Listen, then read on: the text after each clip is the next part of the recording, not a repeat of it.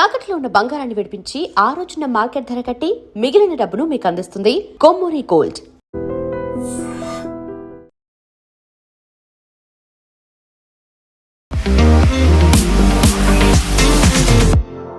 Hi నమస్తే, welcome to iDream media. నేను మీ రొద్దం శ్రీనివాస్. ఇవాళ తెలంగాణ రాజకీయాలు మోడీ గారి పర్యటన తర్వాత మరింత హీట్ ఎక్కాయి. యాక్చువల్గా చెప్పాలంటే అంతకు ముందే కొంచెం ఉంది, కానీ ఆయన పర్యటన వచ్చిన తర్వాత ఆయన చేసిన ఒక కామెంట్ చుట్టూ ఇప్పుడు అనేక రకాలు, ఎవరికి తగ్గింది వాళ్ళు, కాంగ్రెస్ ఒక రకంగా, బీజేపీ వాళ్ళు ఒక రకంగా, బీఆర్ఎస్ వాళ్ళు ఒక రకంగా, మిగతా వాళ్ళు ఒక రకంగా, ఎవరు తగినట్టు వాళ్ళు ఊహించుకుంటున్నారు. మోడీ గారి పర్యటనలో సీఎం రేవంత్ రెడ్డికి సంబంధించి ఆయన సరదాగా చేసిన ఒక వ్యాఖ్య ఇప్పుడు ఒక పెద్ద వైరల్ అయింది. దాని చుట్టూ చాలా రాజకీయ విశ్లేషణలు కూడా చోటు చేసుకుంటున్నాయి. ఈ అంశం మీద మనతో మాట్లాడడానికి బీజేపీ సీనియర్ నాయకులు ప్రకాష్ రెడ్డి గారు ఉన్నారు. నమస్తే ప్రకాష్ రెడ్డి గారు. సార్, ఒకవైపు రోజు మీరు కాంగ్రెస్ పార్టీని దుమ్మెత్తి పోస్తుంటారు, కాంగ్రెస్ పార్టీ ఎప్పుడు మీ మీద ఆరోపణలు చేస్తుంటారు. మీ ఇద్దరు ఎట్లుంటారంటే రాయి టెంకాయ అంటుంటారు కదా సామెత, అలాంటి పార్టీలు సిద్ధాంతపరంగా, నేను అనేది వ్యక్తిగతంగా కాదు కానీ సిద్ధాంతపరంగా. సో అలాంటి ఒక దాంట్లో మోడీ గారు మొన్న హైదరాబాద్ పర్యటనలో గుజరాత్ తరహా అభివృద్ధి కావాలని అక్కడ ఎలా నిధులు కేటాయిస్తారో మా స్టేట్కి కూడా అలాగే నిధులు కేటాయించి ఫైల్ క్లియరెన్సు వేగంగా చేయాలనే ఉద్దేశంలో రేవంత్ రెడ్డి గారు ఒక ప్రతిపాదన చేయడంతో ఆయన దానికి స్పందనగా మోడీ గారు, మీరు ఎక్కడికి చేరాలనుకుంటున్నారో అక్కడికి చేరాలంటే నాతో కలిసి రండి అని సరదాగా ఒక చేసిన వ్యాఖ్యను ఎట్లా అర్థం చేసుకోవాలి జనాలు? అతన్న గారు, మీకు నమస్కారం. నేను ఒక పాయింట్ ఏంటంటే, మీ సీక్వెన్స్ ఆఫ్ ది స్టేట్మెంట్స్ అంటారు, అవును, అవి అర్థం చేసుకోవాలి. దాన్ని చెప్పండి. రేవంత్ రెడ్డి గారు ఒక ప్రకటన ఏం చెప్పాడంటే, మీరు 2047లో ప్రధానమంత్రి గారు ఈ దేశాన్ని ప్రపంచంలోనే అగ్రస్థానం నిలబెట్టాలనుకుంటున్నారు. ఆ నిలబెట్టేటువంటి క్రమంలో మేము 2035కి టార్గెట్ పెట్టుకున్నాము. తెలంగాణ కూడా $3 ట్రిలియన్ జిఎస్డిపిని కాంట్రిబ్యూట్ చేయాలని. మీరు $20 ట్రిలియన్ కనుక మీ జీడిపి అనుకుంటే, మేము $3 ట్రిలియన్ మీ జిఎస్డిపి ఇవ్వాలనుకుంటున్నాము. గ్రోత్ కూడా అంతే ఉంచాలనుకుంటున్నాం, 10% సంథింగ్ అట్లా చెప్తూ, ఈ లక్ష్యం కోసం మీరు మాకు సహకరించండి అని ఒక పదం చెప్పాడు. ఇది అర్థం చేసుకోవాలి. అవును, మా తెలంగాణ అభివృద్ధి కోసం మేము దేశంలో జరుగుతున్నటువంటి అభివృద్ధిని మేము కూడా పూర్తి స్థాయిలో భాగస్వాములు అవుతాము అన్నాడు. అని మళ్ళీ గుజరాత్ అంశము మిగతా అంశాలు లేవనెత్తినప్పుడు మోడీ గారికి అవకాశం వచ్చినప్పుడు మోడీ గారు చెప్పింది ఏంటంటే, నువ్వు అంత పెద్ద టార్గెట్ పెట్టుకున్నప్పుడు, అంటే నువ్వు ఆ టార్గెట్, మేము పెట్టుకున్న టార్గెట్లో నువ్వు కూడా భాగస్వామి కావాలన్నప్పుడు నా ఎంపడి నడువు నీ టార్గెట్ రీచ్ అవుతుంది అన్నాడు. కంటెంట్ యొక్క టాపిక్ యొక్క జిస్ట్ అది, కరెక్ట్గా సారాంశం అది. అంటే నువ్వు లక్ష్యం పెట్టుకున్నప్పుడు ఆ లక్ష్యం నా మార్గంలో నడువు, నీ లక్ష్యం ఖచ్చితంగా రీచ్ అవుతావు అని. అది తెలంగాణను $3 ట్రిలియన్ తీసుకపోతా అనేటువంటి లక్ష్యంలో ఇదొక భాగం, ఇదొకటి చెప్పాడు.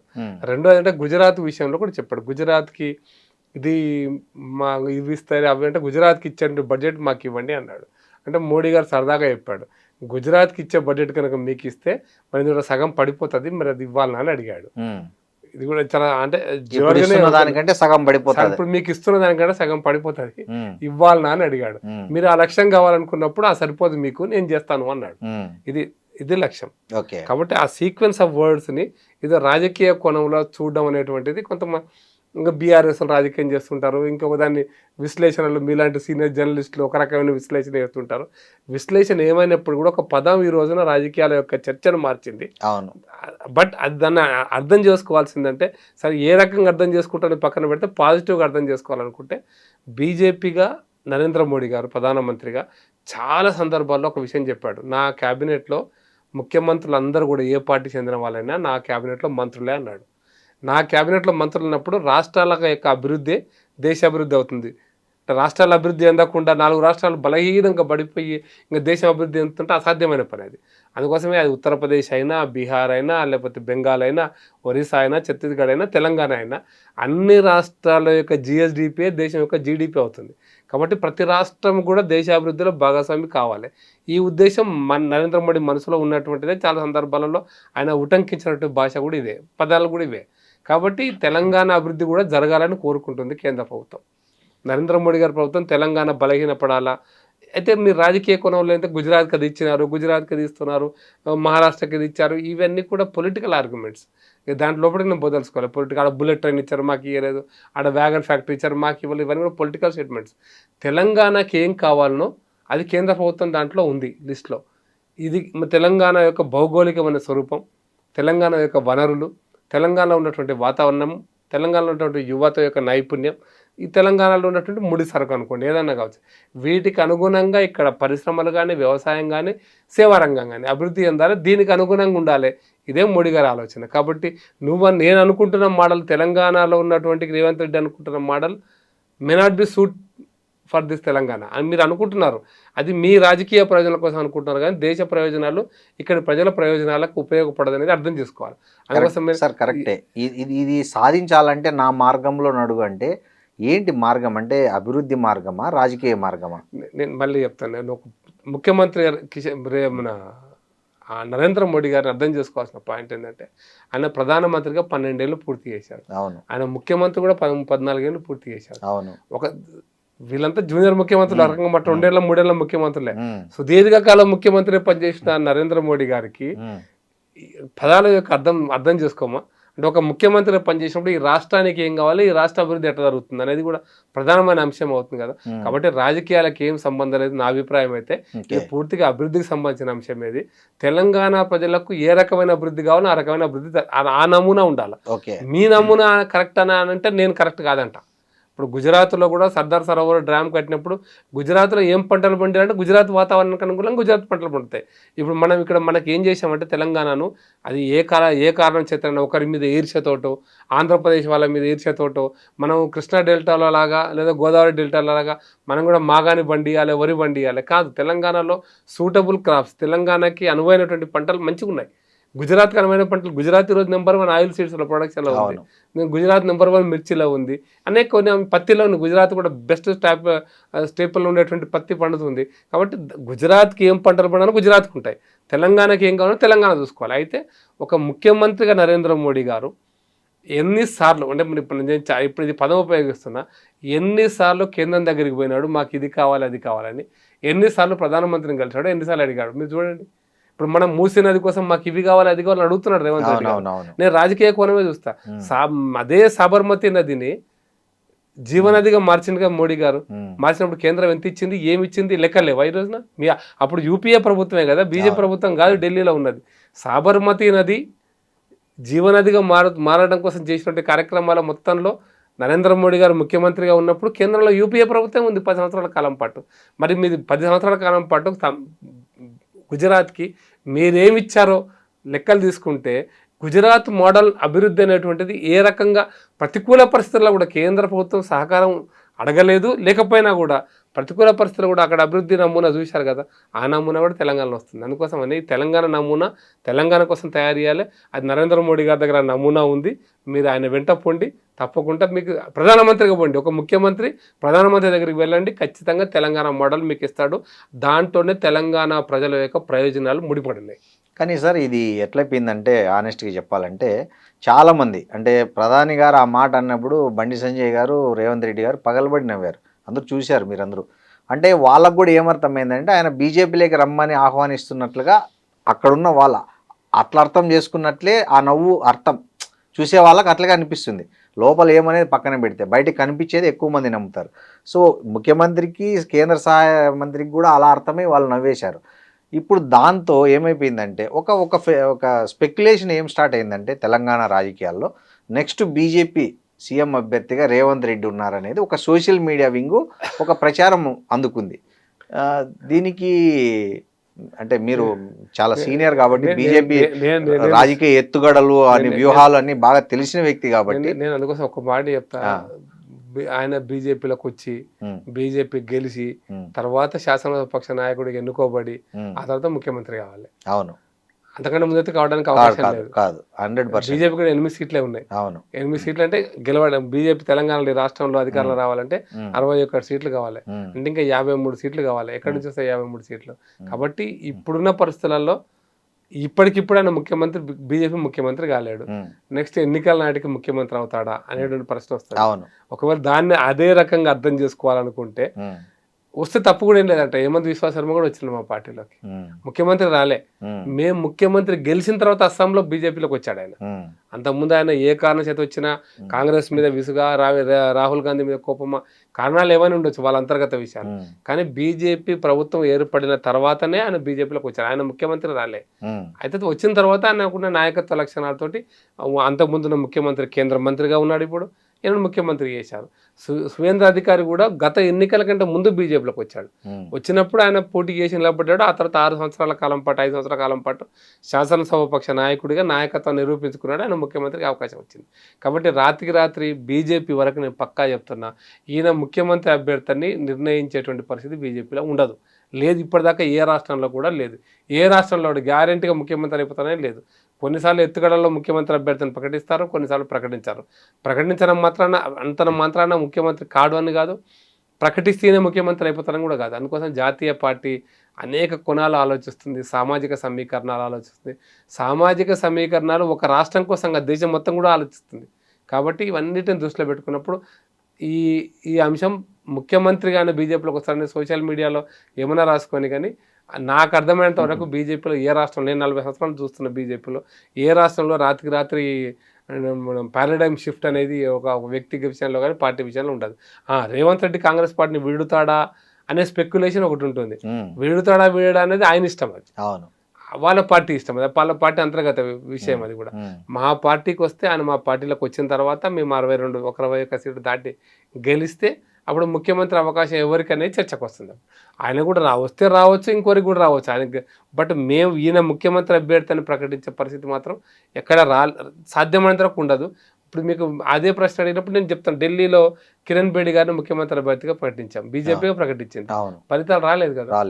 అందుకోసమనే ఇప్పుడు మేము మధ్యప్రదేశ్లో ప్రకటించలే, ముఖ్యమంత్రి మారింది, రాజస్థాన్లో ప్రకటించలే, అయిపోయింది, ఢిల్లీలో ప్రకటించలే, పంజాబ్లో మన గుజరాత్లో ప్రకటించలే, వెస్ట్ బెంగాల్లో ప్రకటించలే, ఒరిస్సాలో ప్రకటించలే, అస్సాంలో కూడా ప్రకటించాలి. అంత ఉన్నాడు కాబట్టి కొనసాగుతున్నాడు.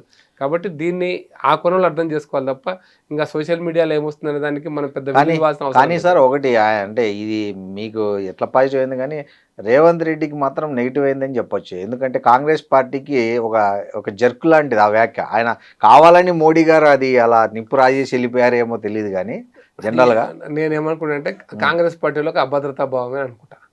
ఈ అభద్రతా భావంలోనే ప్రభుత్వం నడుస్తుందంట. ఒకవేళ అదే కనుక కరెక్ట్ అయితే అంటే ఒకరి మీద ఒకరికి విశ్వాసం లేనటువంటి ఒక పరిస్థితి కాంగ్రెస్ పార్టీలో ఉందంట. ఒకవేళ అదే మీరన్న స్టేట్మెంట్నే కనుక కొనసాగిస్తే విశ్వాసనీయత, ఒకరి మీద ఒకరి విశ్వసనీయత లేని మంత్రివర్గం, లేదా ఒకరి మీద ఒకరికి విశ్వసనీయత లేని కాంగ్రెస్ పార్టీ నాయకత్వం, ఈ రెండు కలిపినప్పుడు ప్రభుత్వం సహజంగా మానసిక అస్థిరత ఉన్నట్టే కదా. ఫిజికల్గా ఎమ్మెల్యేలు పోలేదు, అంతా బాగానే ఉంది, కానీ మానసికంగా అస్థిరత ఉన్నట్టే కదా. ప్రజల కోసం పనిచేసి ఉంటే అస్థిరత కనపడుతూనే ఉంది కదా. కాబట్టి అది కాంగ్రెస్ పార్టీ యొక్క దురదృష్టం కదా, తప్ప మాది కాదు. మీకు ప్రభుత్వం అధికారంలో మీకు అధికారం ఇచ్చింది 5 ఏళ్ళు నడపమని, నడపలేకపోతే మీ అసమర్థత కానీ అదేం కాదు. కాబట్టి మీరు నిర్ణయం తీసుకోవాలి. మీ అసమర్థత కాకుండా సమర్థవంతంగా తెలంగాణ ప్రజలకు సమర్థ పాలన ఇవ్వాలనుకుంటే ఒకరికి మంత్రివర్గం అంటేనే విశ్వాసం ఉండాలి. మంత్రివర్గం అంటేనే ఒకరి మీద ప్రమాణ స్వీకారం చేస్తారు, అదే కదా. తెలిసైనా తెలివకైనా అని ఆ పదాలు ఉపయోగిస్తున్నప్పుడు దాని వెనకాల ఉన్న అర్థమే అది కదా. కాబట్టి వాళ్ళ అభద్రతా భావాన్ని మా మీద మేము ఆలోచించాల్సిన అవసరం లేదని అభిప్రాయం ఉంది. సార్ ప్రకాష్ రెడ్డి గారు, సువేంద్ర అధికారి గురించి మాట్లాడితే ఈ మధ్య సోషల్ మీడియా బాగా వైరల్ అయింది ఒక వీడియో. సువేంద్ర అధికారి మీద స్వయంగా మోడీ గారే ఒక బహిరంగ సభలో ఆయన టీవీలలో ఎలా లంచం తీసుకున్న విజువల్ విత్ యాక్షన్ చెప్పి అలాంటి వ్యక్తిని మనం ఎన్నుకుంటారా గెలిపించాలన్న ఒక వీడియోను, తర్వాత ఇప్పుడు ఆయన ప్రధాని స్వయంగా ఆయన్ను సీఎం చేసి ఆయనకు అభినందించిన ఒక దీన్ని పెట్టి ఒక వైరల్ సోషల్ మీడియా అంతా ఒక వారం రోజుల నుంచి వస్తుంది, మీరు కూడా చూసే ఉంటారు. సువేంద్ర అధికారి అంతకుముందు అంత పబ్లిక్గా లంచం చేసుకున్న సువేంద్ర అధికారి మరి సీఎం అభ్యర్థిగా ఎలా మారాడో, ఈ మధ్యలో ఏం జరిగింది, వాషింగ్ పౌడర్ మోడీ అనే ఒక స్లోగన్ కూడా కాయిన్ అయింది. నేను ఒక పదం చెప్తాను. నేను ఈ డిస్కషన్లో మీరు సువేంద్ర అధికారి గురించి మాట్లాడే కంటే ముందు 1200 మంది కార్యకర్తలను చంపిన సోనియమ్మ దేవతన దయ్యం అన్నటువంటి రేవంత్ రెడ్డి పదాన్ని, అవును, ఆ తర్వాత రేవంత్ రెడ్డి ముఖ్యమంత్రిగా అయినటువంటి సన్నివేశాన్ని, ఆ సందర్భాన్ని మనం గుర్తు చేసుకోవాలి. అవును, ఇప్పుడు దయ్యం కానీ అన్నాడు, ఇది మాట అది డైరెక్ట్ గా లంచం కదా సార్. అది కూడా చూపించినాడు, మోడీ గారు చూపించినారు. ఉమ్, నేను ఎందుకు చెప్తున్నా అంటే ఉమ్, సువేంద్ర అధికారి ఆ పార్టీ, నేను మళ్ళీ ఒక్క క్లారిటీ ఇస్తా. TMC. రాజ్యాంగం ప్రకారం ఉమ్, పార్టీ అంటే పార్టీయే ప్రభుత్వం. రేవంత్ రెడ్డి గారు ఉన్నారు అంటే రేవంత్ రెడ్డి గారు ఇస్ పర్సనాలిటీ, అవును మనిషి, పార్టీ వేరు కాదు. అవును but at the same time Congress ప్రభుత్వం అంటాం తప్ప టెక్నికల్లీ స్పీకింగ్ రేవంత్ రెడ్డి ప్రభుత్వం కాదు, కాదు కాంగ్రెస్ ప్రభుత్వం. కాబట్టి కాంగ్రెస్ ప్రభుత్వంలో ఎవరు తప్పు చేసినా కాంగ్రెస్ పార్టీ తప్పు చేసినట్టు లెక్క, కానీ అంతే, వ్యక్తి వ్యక్తి చేసినట్టు కాదు. దీన్ని కూడా అట్లా కనుక్కోవాలండి. సో ఈయన టీఎంసీలో ఉన్నప్పుడు తప్పు సువేంద్ర చేశాడు అధికారి కాబట్టి టీఎంసీలో ఉన్నాడు. టీఎంసీలో ఉన్నప్పుడు వాళ్ళ పార్టీ కోసం డబ్బులు తీసుకున్నాడా, వాళ్ళ ప్రభుత్వం పనిచేయడం కోసం డబ్బులు తీసుకున్నాడా, ఇదంతా ఒక కోణం అయితే ఆయన టీఎంసీ మంత్రి. ఉమ్, టీఎంసీ మంత్రిగానే ఆయన పనిచేశాడు కాబట్టి పార్టీ కోసం తీసుకొని ఉండొచ్చు. మీకు బాగుంది, లాజిక్ బాగుంది సార్. బంగాలక్ష్మి అందుకోసమని ఈ వ్యక్తి దీనికోసమని అంటే అట్లా చాలా వస్తాయి. ఉమ్, అట్లా చాలా మందిని, చాలా ఆరోపణలు, చాలా ఇష్యూస్ వస్తుంటాయి. ఇప్పుడు పార్టీ నడవడం కోసం కూడా డబ్బు తీసుకుని ఉండొచ్చు. నేను కానీ బంగారు లక్ష్మణ్ విషయంలో అలా జరగలేదు కదా. అది జరగలేదు. అందుకోసం పార్టీ బంగారు లక్ష్మణ్ విషయంలో పార్టీ ప్రొటెక్ట్ చేసింది. బంగారు లక్ష్మణ్ పార్టీ వెనుక ఉంది మొత్తం. ఉమ్, ఎందుకు అంటే ఆయన పార్టీ కోసం తీసుకున్నాడు అనేది పార్టీ నమ్మింది. ఉమ్, అప్పటికప్పుడు తాత్కాలికంగా రాజీనామా చేసిన తర్వాత ఆయన భార్యకి కదా రాజ్యసభ లోక్సభ సీట్ ఇచ్చింది రాజస్థాన్ నుంచి, గెలిపించింది బీజేపీ. ఆమె పార్లమెంట్ సభ్యురాలుగా కూడా పనిచేసింది. కాబట్టి ఇది పార్టీయే ప్రభుత్వమే పార్టీ. అంటే ఈ రెండు ఇండియన్ డెమోక్రసీలో భారత రాజ్యాంగం ప్రకారం అత్యధిక సీట్లు ఎన్నుకోబడ్డ పార్టీని ప్రభుత్వాన్ని ఏర్పాటు చేయమని పిలుస్తారు. ఆ పార్టీ ఏం చేస్తుంటే తమ నాయకుని ఒకరిని ఎన్నుకుంటుంది, తమిళనాడులో ఎన్నుకున్నట్టుగానే లేదా ఇంకో రాష్ట్రం ఎన్నుకున్నట్టుగానే. ఎన్నుకున్న వ్యక్తిని ముఖ్యమంత్రి ప్రమాణ స్వీకారం చేయిస్తారు. ఇది మన భారత రాజ్యాంగం చెప్తున్న స్థూలమైనటువంటి అంశం. కాబట్టి సువేంద్ర అధికారి అప్పుడు ఏం చేశాడో, నేను ఎందుకు చేశాడు, ఏం చేశాడు అనేది పక్కన పెడితే, ఇది ఒక అంశంగా అంటే ఆయన పార్టీ మారినాడు. రెండో అంశం ఏం చేస్తా అంటే ఏ వ్యక్తి కూడా పర్మనెంట్గా ఇట్లాగే ఉంటాడని మనం సర్టిఫికేట్ ఇవ్వలేమండి. మారిండొచ్చు అంటారు మీరు. ఖచ్చితంగా మనుషుల్లో ఎవరైనా మారొచ్చు. అంతేలే. ఇప్పుడు మీరు అన్నట్లు ఇప్పుడు గులాం నబీ ఆజాద్ ని మోడీ గారు ప్రైజ్ చేశారు, మీరు పార్లమెంట్ లో చూసినారు. కాంగ్రెస్ ముఖ్యమంత్రి అప్పుడు కరెక్ట్ జమ్మూ కాశ్మీర్ లో ఒక ట్రాజెడీ ఇన్సిడెంట్ జరిగింది, బాంబు బ్లాస్ట్ జరిగింది. అప్పుడు గుజరాత్ వాళ్ళందరూ ఉన్నారు. అప్పుడు గులాం నబీ ఆజాద్ ఏ విధంగా రియాక్ట్ అయ్యి ఏ విధంగా సహకరించాడని చెప్పడానికి ఆ విషయాన్ని మోడీ గారు పార్లమెంట్ లో చెప్పినాడు. అప్పుడు మోడీ గారి కళ్ళు కూడా చెమ్మగిలినాయి. మనం అర్థం చేసుకోవాలి. గులాం నబీ ఆజాద్ కాంగ్రెస్ ముఖ్యమంత్రి కదా, మోడీ గారు గుజరాత్ లో బీజేపీ ముఖ్యమంత్రి కదా, బట్ సంబంధాలు ముఖ్యమంత్రిగా. అంటే గులాం నబీ ఆజాద్ కాంగ్రెస్ ఎంపీ కదా అంటే ఎస్, కానీ పనితీరు, వ్యవహరించిన శైలి ఇవన్నీ కూడా పరిగణలోకి వస్తాయి. కాబట్టి ప్రభుత్వము పార్టీ ఆ పార్టీలో తప్పు చేసే అవకాశం ఇచ్చారు కాబట్టి సువేంద్ర అధికారి తప్పు చేశాడు, పార్టీ కోసం చేశాడు, వ్యక్తిగత కోసం. సో మా పార్టీలో ఆయన తప్పు చేయాలన్నా చేయనీయము, మా దగ్గర స్ట్రిక్ట్ గా విజిలెన్స్ వ్యవస్థ పర్ఫెక్ట్ ఉంటుందని మీరు చెప్పారు. వ్యవస్థ పర్ఫెక్ట్ అందుకోసం సువేంద్ర అధికారి మారకూడదని ఏమైనా ఉందా? మనిషి మారుతాడు, మనిషి డైనమిక్ గానే ఉండాలి. పార్టీలు డైనమిక్ గానే ఉంటాయి, మనుషులు డైనమిక్ గానే ఉంటారు. ఈ రోజు ఇప్పుడు వాల్మీకిని బోయేవాడు అయినాడని మనము ఈరోజు రామాయణాన్ని ఇచ్చిన వాల్మీకిని మనం తక్కువ అంచనా వేస్తామా? బోయేవాడు కదా, వేటవాడు కదా అనలేం కదా మనం. సో బండి పార్థసారథి రెడ్డి హాస్పిటల్ ఓపెనింగ్ కూడా అలా జరిగిందంటారా? బండి పార్థసారథి విషయం కూడా అంతే. నేను ఎందుకు చెప్తాను అంటే బండి పార్థసారథి రెడ్డి అనేటువంటి వాడు, నేను బీజేపీ చాలా ఒక విషయం నమ్ముతుంది, మీకు చాలా క్లారిటీగా చెప్తాను మీకు. ఈయన 1000 కోట్లు ఉన్నాయి, అక్రమం చేశాడు, అయిపోయింది, చేసేసాడు కదా, మన ప్రభుత్వంలోనే చేసేసాడు కదా. కానీ 1000 కోట్ల సమాజానికి పెడతా అన్నాడు. నేనేం చేయాలి ఇప్పుడు? నేను ఒక ప్రభుత్వంగా ఈ 1000 కోట్లు సమాజానికి ఖర్చు పెడతా అన్నాడు. చారిటబుల్ లైక్ బసవతారకం హాస్పిటల్ అంటే బసవతారకం ట్రస్ట్ అంటే అది కూడా ఒక ట్రస్ట్. వాళ్ళ సిఎస్ఆర్ ఫండ్స్ తో, వాళ్ళ కంపెనీ సిఎస్ఆర్ ఫండ్స్ తో కడుతుంది.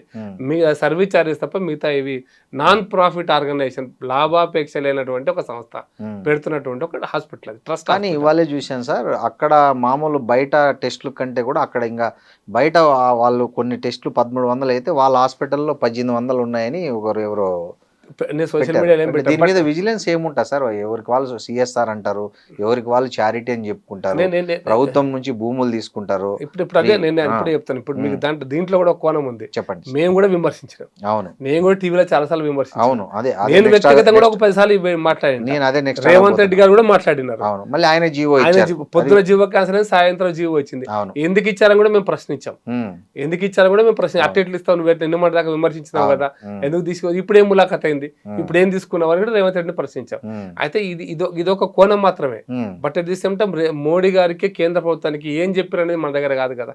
వాళ్ళు డాక్యుమెంట్ ఇచ్చింటారు, ఆ డాక్యుమెంట్ ఆధారంగా వాళ్ళు వచ్చి చూసి ఇన్వెస్టిగేట్ చేసి ఇంటెలిజెన్స్ ని పంపించేసి ఇక్కడ మీరు ఇది ఎంత తీసుకుంటారు అనేది కాదు అని అనలే కదా. ఒక ట్రస్ట్ హాస్పిటల్ కట్టాము, ఆయన ఒక ఎంపీ ఒక ట్రస్ట్ హాస్పిటల్ కట్టినాము, లైక్ టాటా హాస్పిటల్ ఉంది కదా, అది కూడా బీఆర్ఎస్ నుంచి వచ్చిన రాజ్యసభ. అది కూడా ఇప్పుడు టాటా హాస్పిటల్ ఉంది కదా బాంబేలో. అవును, టాటా హాస్పిటల్ ట్రస్ట్ హాస్పిటల్. అవును, చాలా ఎఫెక్టివ్ గా నడుపుతున్నారు, చాలా అద్భుతంగా నడుపుతున్నారు. టాటా హాస్పిటల్ మనం తక్కువ ఎవరు చేయరు సార్, ఎవరు చేయరు. ఆ లెవెల్ కు పోయింది అనుకోండి మనందరం గర్వపడాలి. పోలేదు అనుకోండి మళ్ళీ విమర్శిస్తాం, తప్పకుండా విమర్శిస్తాం. పోతుంది అనుకోండి ఆ విధంగా టాటా హాస్పిటల్ నడిపినంత ఎఫిషియెంట్ గా సమాజం కోసం ఒక హాస్పిటల్ నడిపారనుకోండి తప్పకుండా వాళ్ళని గౌరవిస్తాం. నడపలేదు అనుకోండి విమర్శిస్తాం. అంటే ఇక్కడ మోరల్ క్వశ్చన్ ఏంటంటే సార్, ఇట్లాంటి ఒక ఈడీ రైట్స్ అవినీతి ఆరోపణలు ఉండి ఈడీ రైట్స్ చేసి కేసులు నడుస్తున్న వాళ్ళు చేసే ఏ పనుల్లో ఇట్లా దేశ అత్యున్నత స్థాయి వ్యక్తులు అనేది డైరెక్ట్గా ఇండైరెక్ట్గా వాళ్ళకు హెల్ప్ చేసినట్లు అవుతుంది కదా. ఇప్పుడు ఆయన మీద ఈడీ కేసు ఉంది బండి పార్థసారథి రెడ్డి మీద. ఇప్పుడు ప్రధాని గారు స్వయంగా వచ్చి హాస్పిటల్ పనిచేస్తే ఈడీ సిబిఐ ఏం అర్థం చేసుకుంటాయి సార్? ఆ కేసును ముందుకు తీసుకెళ్లాలని అనుకుంటాయా? ఉన్నది అక్కడ పెట్టేద్దాంలే, మనకెందుకు ఈ గొడవ, ఈ ప్రధాని గారే పోయి ఆయన హాస్పిటల్ ఓపెన్ చేసి వచ్చాడు, ఈ కేసును మనం అంతా తవ్వితే మన గోది మనం తీసుకున్నట్లే అనుకుంటాయా? మీరు సహజంగా చెప్పండి, న్యాయ వ్యవస్థ కానీ పోలీసు వ్యవస్థ కానీ ఏ రకంగా పని చేస్తుంది? ఇది మనం సమాజానికి ఏం ఏ సంకేతం ఇస్తున్నాం అని అంటే, ఇదొక మీరు అడిగినటువంటి మొదటి విషయం ఏంటంటే ప్రధానమంత్రి వచ్చింది కాబట్టి తప్పుడు సంకేతం పోవచ్చు అనేటువంటిది మీ అభిప్రాయం. పోతుంది అని నేను చెప్తున్నా, పోవచ్చు అనేటువంటి మీరు చెప్తున్నట్టు పోవచ్చు, పోయే అవకాశం ఉంది. అవును. రెండో ఏంటంటే ప్రధానమంత్రి గారు వస్తున్నటువంటి సందర్భంగా ఆ ట్రస్ట్ హాస్పిటల్ వాళ్ళు ప్రధానమంత్రికి ఇచ్చినటువంటి గైడ్ లైన్స్ ఏమి ఇచ్చారో మనకు తెలియదు. ప్రధానమంత్రి పిఎం ఆఫీస్ డిసైడ్ చేసింది. ఇది రెండో పాయింట్. మూడో పాయింట్ ఏంటంటే వాళ్ళు నడుపుతారనేటువంటి విశ్వాసం. అన్నిసార్లు ఇప్పుడు ఒక ఐఏఎస్ ఆఫీసర్కి సర్టిఫికేట్ ఇస్తామండి, యువర్ ఐఏఎస్ సర్టిఫికేట్, ఒక సెలెక్టెడ్ యూపీఎస్ సర్టిఫికేట్ ఒక మంత్రి ఇస్తారు. ఐఏఎస్ ఆఫీసర్ అందరూ మంచి వాళ్ళు ఉంటారని నేను గ్యారంటీ లేదు.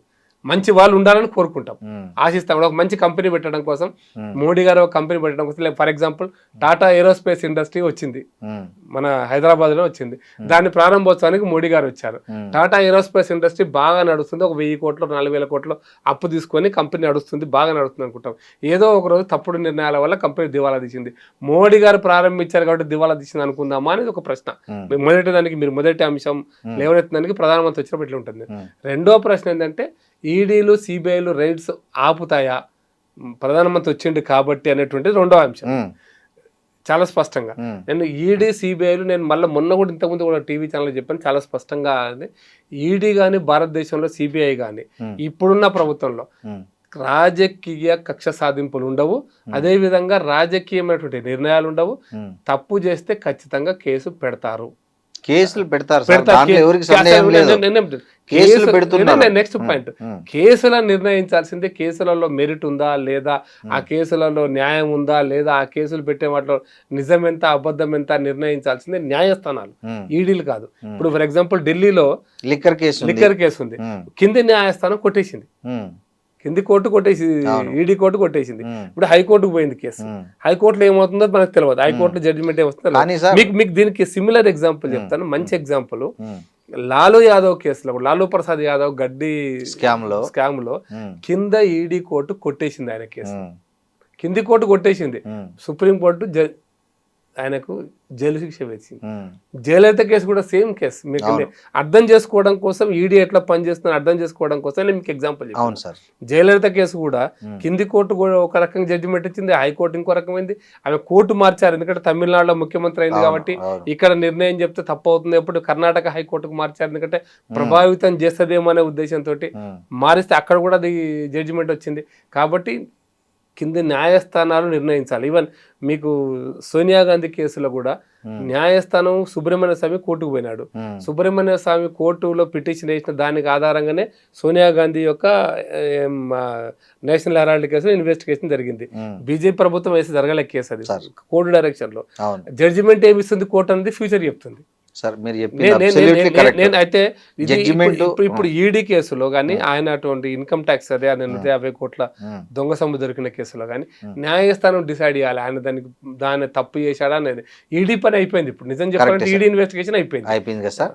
బాగుంది, మీరు చెప్పింది బాగుంది, మీరు చెప్పింది కరెక్టే, న్యాయస్థానం నేను కూడా ఒప్పుకుంటున్నా సార్. కానీ కేజ్రీవాల్ అరెస్ట్ అయ్యి 16 నెలలు జైల్లో ఉంటాడు, కవిత అరెస్ట్ అయ్యి 3 నెలలు 4 నెలలు జైల్లో ఉంటుంది, వీళ్ళు ఎవ్వరు గారు ఏం సార్ దీన్ని చట్టం ఎట్లా ఎవరు కాదంటున్నారు? ఈ కేసులు నమోదైన వాళ్ళు ఎవరు? ఇప్పుడు అంటే ఇది కేసు టు కేసు చూడాలి.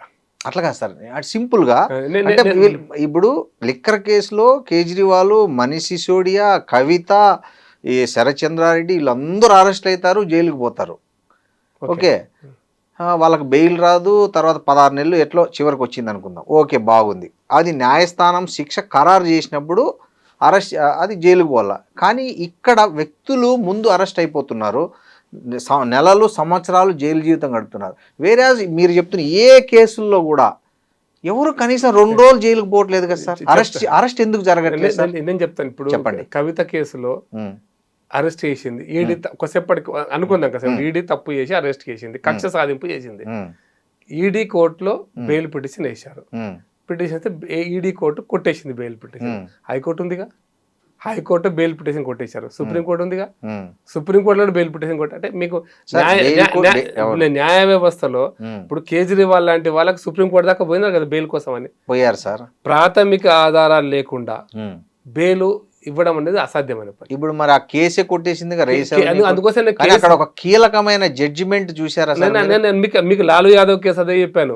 లాలూ యాదవ్ కేసులో, గడ్డి స్కామ్ కేసులో ఈడీ కింది కోర్టు కేసు కొట్టేసింది, కేసు కొట్టేసింది, ఆ పై కోర్టు శిక్ష వేసింది. ఓకే, ఎస్, నేను ఇక్కడ కూడా నేరం జరిగి ఉంటుంది అనుకుందాం, జరిగిందా లేదనే న్యాయస్థానం డిసైడ్. అదే న్యాయస్థానం అదే ఫైనల్కి పోయినప్పుడు మీరు అన్నట్లు పై కోర్టులు నిర్ధారిస్తాయి అనుకుందాం.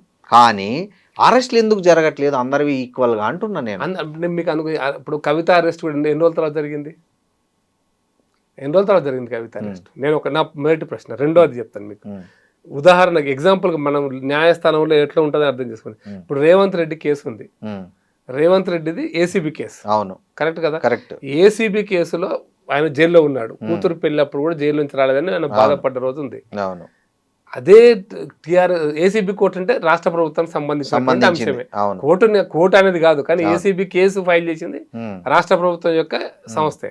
కానీ కేసు ట్రయల్కి రాలే, 8 సంవత్సరాల పాటు ట్రయల్కు రాలే. మరి అంటే కేసీఆర్ కు రేవంత్ రెడ్డికి ఏమైనా సంబంధాలు ఉన్నాయనా? సంబంధాలు అంటే ట్రయల్కు రాలేదంటే నా ఉద్దేశం ఏంటంటే అక్కడ న్యాయస్థానంలో నిర్ణయించాల్సిందే తప్ప ఇప్పుడు రేవంత్ రెడ్డి చేతిలో ఏం లేదు, కేసీఆర్ చేతిలో కూడా ఏం లేదు, ఏం లేదు. ఇంకా ఒకసారి న్యాయస్థానానికి పోయిన తర్వాత అరెస్ట్ చేయమని కూడా న్యాయస్థానం చెప్తారు. బెయిల్ అరెస్ట్ చేయమని న్యాయస్థానం చెప్పాలి. బెయిల్ మీకు అరెస్ట్ చేయమని ఒక్కొక్క రోజు రాత్రికి రాత్రి బెయిల్ కూడా వస్తుంది. ఇప్పుడు రోహిత్ రెడ్డి కానీ ఎమ్మెల్యేను, మాజీ ఎమ్మెల్యే, అవును, ఆయన బెయిల్ వచ్చింది కదా, కోర్టులో బెయిల్ వచ్చింది. ఒక్కోసారి హైకోర్టులో, సుప్రీంకోర్టులో బెయిల్ కూడా వచ్చినాయి కదా చాలా మందికి. కింది కోర్టు కొట్టేస్తే పై కోర్టు పోతారు. గాలి జనార్దన్ రెడ్డికి కూడా వచ్చిందిలే, మీరు చెప్పినట్లు గాలి జనార్దన్ రెడ్డికి కూడా హైకోర్టు శిక్ష వేసింది, యావజ్జీవ 2 కారు చేసింది, మళ్ళీ వెంటనే ఆయనకు బెయిల్ వచ్చేసింది. సో బెయిల్ గురించి మనం న్యాయానికి ప్రతీకగా బెయిల్ చెప్పుకోలేము.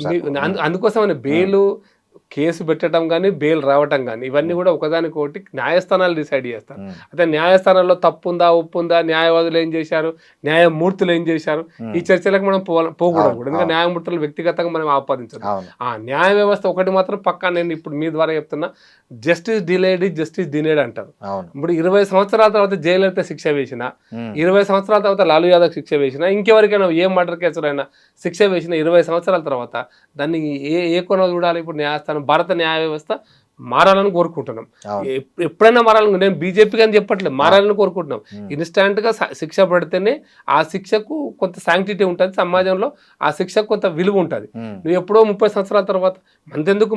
మనం చాలా మంది మీకు ఇక్కడే హైదరాబాద్ లోనే ఇప్పుడు స్టాంప్ డ్యూటీ కేసులో కృష్ణ యాదవ్ గారు పోయినారు, అరెస్ట్ అయినారు, జైలు పోయినారు, కోర్టు కొట్టేసింది కేసు. ఇప్పుడు ఏం చేయాలి దాన్ని? ఆయన కరెక్ట్ అనాలన్నా తప్పు అనాలన్నా?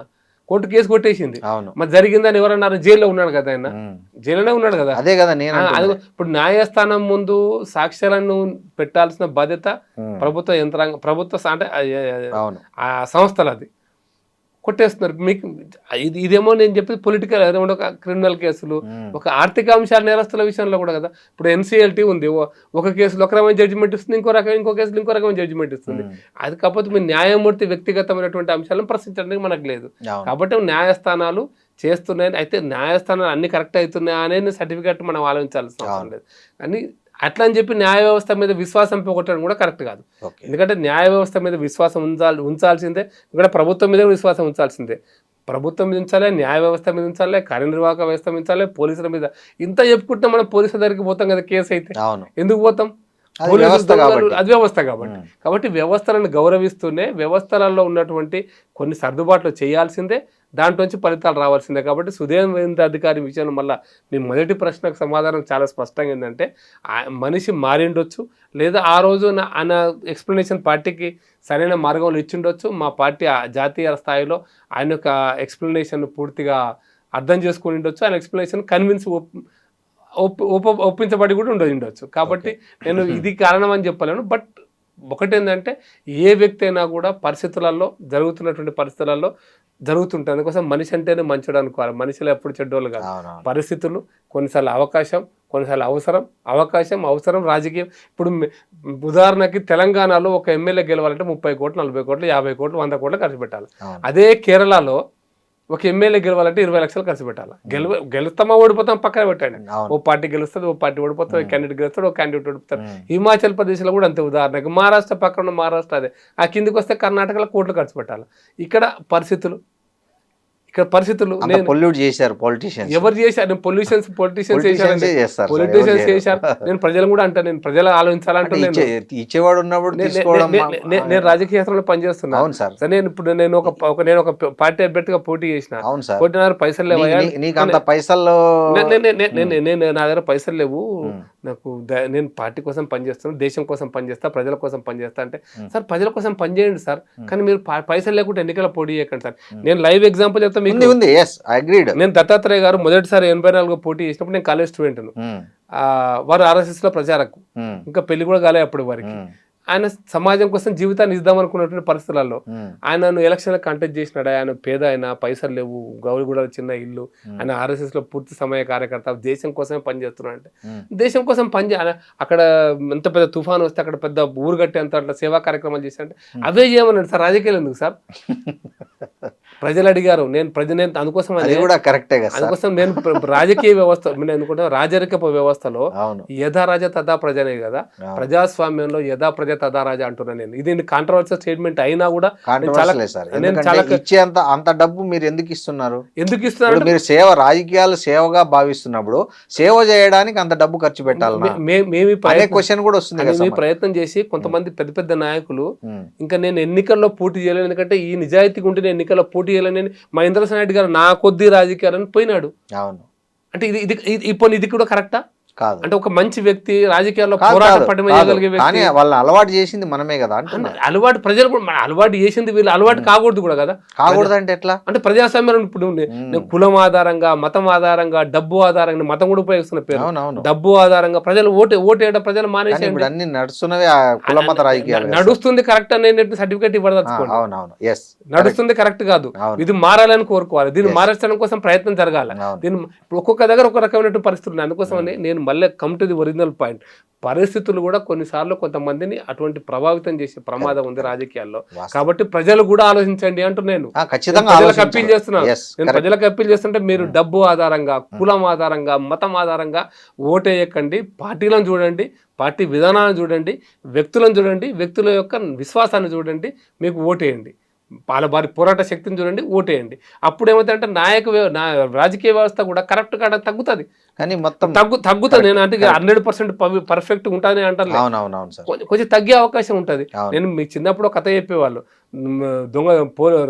పోలీసులు ఉంటే దొంగతనాలు అయితే రాత్రిపూట భయంగా, పోలీసు వ్యవస్థ లేదనుకోండి మధ్యాహ్నం పూట లూటీలు అవుతాయి. మనకు దొంగతనాలు జరుగుతాయని అంటలే, కానీ లూటీ జరగొద్దని మీ ఆశ. ఇప్పుడు లూటీ జరుగుతుంది అంటున్న వ్యవస్థలో. ఈ లూటీ జరగకుండా ఎంతో కొంత ఖర్చు పెడతారు కార్యకర్తల ఎక్స్పెండిచర్, అది వేరే. ఓటుకు పైసలు ఇవ్వాలి, 1000 రూపాయలు, 2000 ఇవ్వాలి. నేను ప్రత్యక్ష సాక్షినండి. కిషన్ రెడ్డి గారు 2018లో ఓడిపోయినప్పుడు ఇట్లాగే జరిగింది. నన్ను కూడా తిట్టారు. నేను కూడా నా నిర్ణయం తీసుకునే వ్యవస్థ నేను కూడా ఉన్నా. డైరెక్ట్ గా అడిగారు ఓటుకు పైసలు ఇవ్వాలంటే కిషన్ రెడ్డి గారు చెప్పారు, నేను ఓట్లకు పైసలు ఇచ్చే ప్రసక్తే లేదు. ఓడిపోయినట్టు కదా 1000 ఓట్లతోటి. మరి దీన్ని ఎట్లా చూడాలి ఇప్పుడు ఈ కోణంలో? మరి గెలిచినాడు కదా సార్, మరి ఎంపీకి గెలిచాడు వేరే, నేను ఎమ్మెల్యేగా వచ్చి ఓడిపోయినాడు కదా, అదైతే మూట కట్టుకున్నాడు కదా. ఎమ్మెల్యేగా ఓడిపోయినటువంటి అంశం అయితే కనపడుతుంది కదా. ఓడిపోవడానికి నేను ఎమ్మెల్యే ఓడిపోయాడు అని మినిస్టర్ అనేది అది వ్యక్తిగత అంశం. కానీ వ్యవస్థలో మీరు ఒక వ్యక్తిని వ్యక్తిని నిజాయితీగా ఉన్న వ్యక్తిని ఊడగొట్టినటువంటి ప్రజల గురించి ఏమనాలి నేను ఇప్పుడు? Controversial statement correct. ఊడగొట్టిన ప్రజల గురించి నేనేమనాలి ఇప్పుడు? మరి అదే ప్రజలు ఎంపీకి ఎట్లా గెలిపించారంటారు?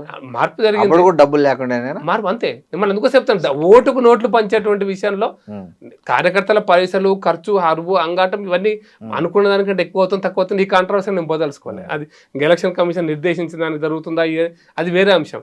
కానీ నీకు స్లిప్ ఇచ్చి ఇంకో 500 స్లిప్ ఇచ్చి నీకు 1000 రూపాయలు, నీ ఇంట్లో 4 ఓట్లు ఉంటే 4000, ఇది ఈ వ్యవస్థ ఇది ఎక్కడి నుంచి వచ్చింది అంటున్నా. మనమే కదా సార్ దాని మనం అనకండి, మీరు తీసుకుంటే వాళ్ళు ఉంటే ఇస్తారు, మీరు ఉంటే తీసుకుంటారు. నేను బాగా డబ్బు ఇచ్చినారు అనుకోండి, వాళ్ళు ఊడగొట్టండి మీరు.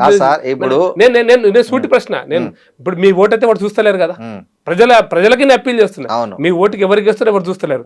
బాగా డబ్బు ఇచ్చిన ధనవంతుడు అనుకోండి, ధనం పేరు మీద వాడు ఎన్నికల రాజకీయాలకు వచ్చినాక వాడిని ఓడగొట్టండి. అట్లా 10 మంది ఓడగొడితే 11,000 పంచిన వాళ్ళు కూడా ఓడగొట్టే చరిత్ర ఉంది కదా. అందుకోసం 10 మంది చాలా తెలివైన వాళ్ళు సార్. అందుకోసం 10 మంది వాళ్ళు డబ్బు తీసుకున్నా ఎవరిని గెలిపించాలో వాళ్ళని గెలిపిస్తున్నారు, ఎవరిని ఓడగొట్టాలో వాళ్ళని ఓడగొడుతున్నారు. కిషన్ రెడ్డి గారికి సానుభూతి కూడా వచ్చి ఉండొచ్చు, అయ్యో కష్టపడి పనిచేసిన వ్యక్తి. మరి అదే ప్రజలు మరి ఎంపీ గెలిపించారు కదా. అందుకోసం తప్పంటలేదు, నేను అదే చెప్తున్నా. మనమే అలవాటు చేసి వాళ్ళకి విషయాన్ని, విద్వేషాన్ని, రాజకీయ మతాన్ని, కులాన్ని. నేను అందుకోసం రాజకీయ వ్యవస్థలో కులం మతం ఆధారంగా ఆలోచించకుండా ఈ పార్టీ మంచి చేస్తుందా ఇవ్వండి, ఈ పార్టీ మంచి చేయకపోతే ఓడగొట్టండి. ఇప్పుడు మా పార్టీ మంచి చేయకపోతే ఓడగొట్టరా? చాలా రాష్ట్రాల్లో ఓడగొట్టారు.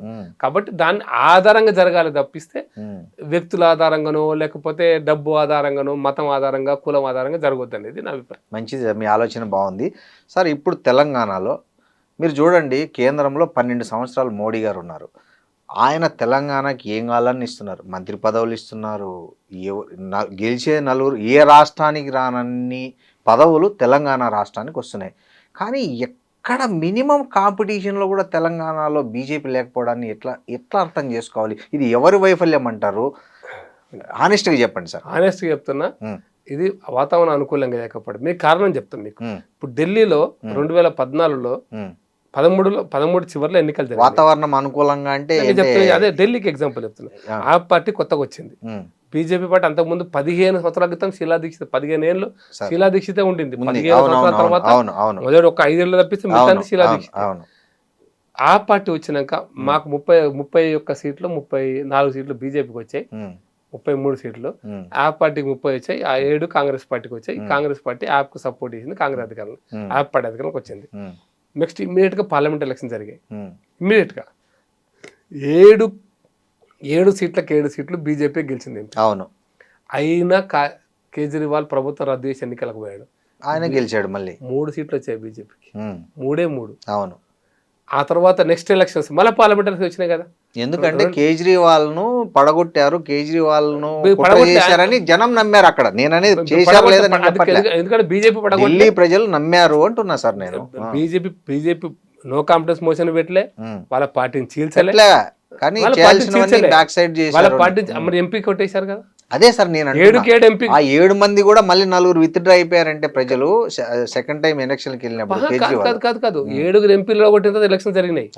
ఎలక్షన్ అయితే 7 ఎంపీలకి ఏం కాలే, బీజేపీ పార్టీ 3 ఎమ్మెల్యేలే గెలిచింది. అవును, అయితే మళ్ళీ నెక్స్ట్ చూపిస్తా. ఆ తర్వాత 3-4 ఏళ్ళకి మళ్ళీ ఎంపీ ఎలక్షన్ జరిగినాయి, మళ్ళీ ఎంపీ ఎలక్షన్స్. బీజేపీకి 7 బీజేపీ గెలిచింది. కానీ ఆ తర్వాత అసెంబ్లీ ఎలక్షన్స్ మళ్ళీ 6 నెలల తర్వాత అసెంబ్లీ ఎలక్షన్స్ జరిగింది, బీజేపీకి 7 సీట్లు వచ్చినాయి.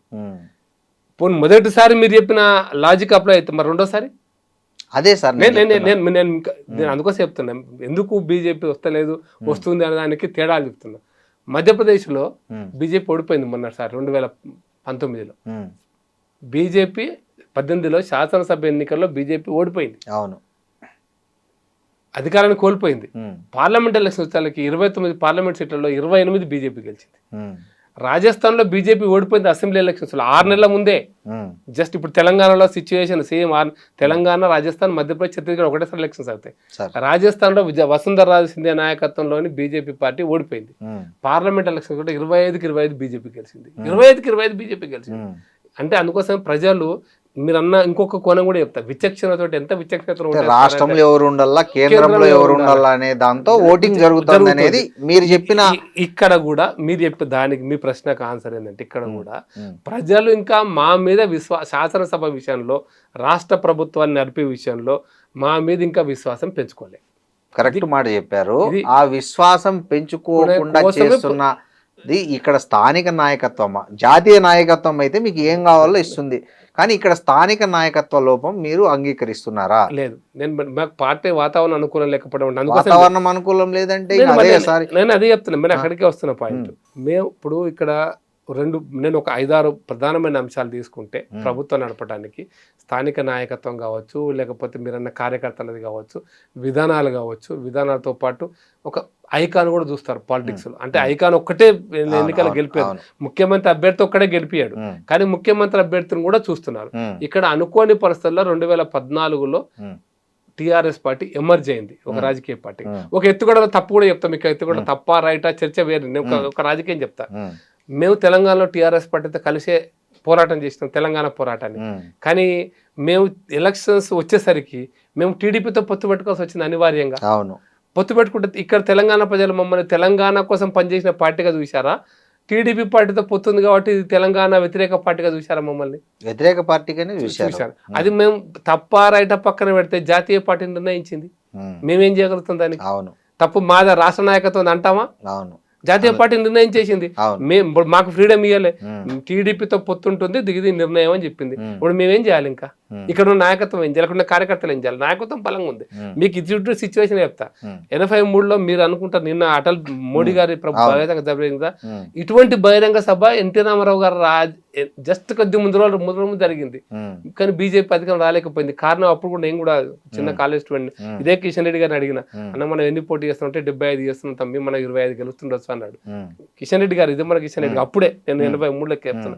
మా దురదృష్టం ఏంటంటే ప్రభుత్వాన్ని మొత్తం మార్చాలని ప్రజలు అనుకున్నారు. అనుకున్నప్పుడు 75 సీట్ల కోసం చూడలే వాళ్ళు, మొత్తం కాంగ్రెస్ ఓడగొట్టాలనుకున్నప్పుడు ప్రత్యామ్నాయంగా ఎన్టీ రామారావు వచ్చినాడు. మేము ప్రత్యామ్నాయం చూపెట్టలేకపోయినాం, ప్రధాన కారణం అది. అందుకోసం షీలా దీక్షిత్ కు ప్రత్యామ్నాయంగా కేజ్రీవాల్ ఇచ్చారు, మమ్మల్ని చూడలే. సో ఇక్కడ మీరు కాంగ్రెస్ ప్రత్యామ్నాయం కేసీఆర్ వచ్చారు, మమ్మల్ని చూడలే ప్రజలు. ఇప్పుడు ఓకే సార్, ఇదంతా ఇప్పుడు మొత్తం అయిపోయింది. వీళ్ళు బీఆర్ఎస్ ను చూసేశారు, కాంగ్రెస్ ను ఈ 5 ఏళ్ళు చూసేస్తున్నారు. నెక్స్ట్ ప్రత్యామ్నాయంగా మిమ్మల్ని చూసే పరిస్థితి ఉంది, అవకాశం ఖచ్చితంగా ఉంది. మీకు ఎందుకు అది కూడా ఎగ్జాంపుల్ చెప్తా. ఇప్పుడు ఎస్పీ బిఎస్పీ 2 పార్టీలు ఉంది. ఇదే మనం సీనియర్ జర్నలిస్ట్ ఆర్గ్యుమెంట్ చేసేది, ప్రాంతీయ పార్టీలు ఉన్న దగ్గర జాతీయ పార్టీలకు స్థానం లేదు. డిఎంకే ఇప్పుడు ఉత్తరప్రదేశ్ అది లేదులే, అది కొట్టి పారేసింది. డిఎంకే ఏఐడిఎంకే ఉంటే ఇంకా ఇంకో పార్టీ రాదు, డిఎంకేనా ఏఐడిఎంకే. మేము కూడా పొత్తు పెట్టుకున్నాం కదా ఏఐడిఎంకే, కాంగ్రెస్ డిఎంకే ఉంది కదా. ఏఐడిఎంకే డిఎంకే 2 తప్ప ఇంకా ద్రవిడ పార్టీలు తప్ప ఛాన్సే లేదన్నారు. ఏమంతా చూసినారు ప్రజలు రీసెంట్ గా. బెస్ట్ ఎగ్జాంపుల్ ఒరిస్సాలో బీజేపీ కాంగ్రెస్ బీజేడీ రెండింటి మధ్యలో మేము బీజేడీతో ఉండాలని బీజేపీ పరోక్షంగా BJD party Naveen Patnaik party మాకు సపోర్ట్ చేసిందా? చాలా కాలం జరిగింది. బట్ ఏం జరిగింది ఇప్పుడు? మేము అధికారంలోకి వచ్చినా కాంగ్రెస్ మినిమైజ్ అయిపోయింది అక్కడ. నెక్స్ట్ మీరు తెలంగాణలో నేను మళ్ళీ చెప్తున్నా, ఇప్పుడు నిన్న మోడీ గారు మీరు సంకేతం, చాలా స్పష్టమైన సంకేతాన్ని ఆయనకున్నటువంటి రాజకీయ పరిజ్ఞానం ఉపయోగించి మీరు ఒక సీనియర్ జర్నలిస్ట్ కి మీరు అనలైజ్ చేయండి. ఈ స్టేజ్ మీద కానీ ఆ స్టేజ్ మీద కానీ ఆయన ట్వీట్లో కానీ ఎక్కడ కూడా టీఆర్ఎస్ ని ఒక్క మాట మాట్లాడలేదు. ఎందుకు లేదంటారు? మళ్ళీ పొత్తు పెట్టుకోవాలని కాదు, అది ఇగ్నోర్ చేసి పార్టీ రాని పార్టీ గురించి మాకెందుకంట. ఓకే ఓకే ఇక ఓడిపోయిన పార్టీ మేము 8 మంది ఎంపీలు గెలిచినా వాళ్ళు 8 మంది ఎంపీలు గెలిచారు. ఇంకా రాని పార్టీ గురించి మాకెందుకు చర్చ, దాని గురించి మాట్లాడడం ఎందుకు? మా ప్రత్యర్థి ఇప్పుడు కాంగ్రెస్ పార్టీ. ఓకే, మా ప్రత్యర్థి కాంగ్రెస్ పార్టీ. ఎలక్షన్ లో కాంగ్రెస్ వర్సెస్ బీజేపీ అంతే తెలంగాణలో. అంతే. ఇప్పుడు మీకు no TRS Kavitha, no BRS KCR. Best example West Bengal. Okay, వెస్ట్ బెంగాల్లో మేము 2016లో 3 సీట్లు గెలిచాం. 3 సీట్లు. అది విషయం కూడా ప్రధానమంత్రి గారు చెప్పారు వేదిక మీద. నెక్స్ట్ ఎలక్షన్ 78 గెలిచాం. ప్రత్యామ్నాయం మేము కాగానే ప్రజలు ప్రత్యామ్నాయానికి ఓటేశారు. అమిత్ షా గారు అందుకోసం చాలా సందర్భాలు చెప్తారు ఒక మాట, నేను మళ్ళీ చెప్తాను ఇంటర్నల్ విషయం. 2 नंबर पे आप आना, 1 नंबर पे जनता लाएगा. 2 नंबर पे आने के लिए बहुत मेहनत करता है, 3 नंबर पे जनता नहीं देखेगा. 3వ ప్రత్యామ్నాయాన్ని ప్రజలు చూస్తలేరు. 2వ ఆల్టర్నేటివ్ మేము బెంగాల్లో 78 సీట్లు వచ్చి కాంగ్రెస్ పార్టీ కమ్యూనిస్ట్ పార్టీ తుడిచిపెట్టుకుపోయిన తర్వాత మాకు అవకాశం ఇచ్చారు కదా. ఇక్కడ కూడా టీఆర్ఎస్ తుడిచిపెట్టుకుపోయే పరిస్థితిలో ఉంది. ఎందుకంటే మేము వాళ్ళకి ఎంపీలు ఒక సీటు కూడా లేదు, ఎమ్మెల్యేలు ఉన్నా ఉంటారో పోతారో కూడా తెలియదు, ప్రత్యామ్నాయమైన విధానం కూడా లేదు. కాబట్టి ఈ పరిస్థితులలో మేమే ప్రత్యామ్నాయమైన విశ్వాసం మాకుంది, కార్యకర్తలకు ఉంది. ఆ సంకేతాన్ని నేను మోడీ గారు వేదిక మీద నుంచి ఇచ్చాడు, వేదిక కింద నుంచి కూడా ఇచ్చాడు. ఇది అర్థం చేసుకోగలిగితే కార్యకర్తల ఉత్సాహం ఖచ్చితంగా రాబోయేటువంటి ప్రత్యామ్నాయం తెలంగాణలో కాంగ్రెస్ పార్టీని ఓడగొట్టగలిగే దమ్ము ధైర్యం కార్యకర్తల సమూహం బీజేపీకే ఉంది. ఇది జాతీయంలో అధికారంలో ఉంది, దేశంలో అధికారంలో ఉంది. ఖచ్చితంగా ఇది మాకు బలం అవుతుంది. బెంగాల్లో గెలిచినటువంటి మానసిక బలము మాకు మానసికంగా తెలంగాణ బలం కాదా? రేపొద్దున మీకు ఇంకొకటి మీకు కాంట్రడిక్టరీ టు దిస్ నేను ఒక పాయింట్ చెప్తా. కర్ణాటకలో మొన్న ఎలక్షన్స్లో లాస్ట్ ఎలక్షన్స్లో కాంగ్రెస్ గెలవకపోయి ఉండింటే ఊహాజనితమైన ప్రశ్నే కావచ్చు కాక ఇక్కడ వచ్చేది కాదు 100% కదా, ఆ ఊపే ఇక్కడ చేసింది కదా. ఇప్పుడు దేశంలో ఉన్నటువంటి మా బీజేపీకి ఉన్న ఊపు మాకు పనిచేయదా? ఇక చూద్దాం సార్ నెక్స్ట్ ఎలక్షన్లో ఏం ఖచ్చితంగా చేస్తున్న విశ్వాసం మాకుంది. థ్యాంక్ యూ అండి, థ్యాంక్ యూ, నమస్తే.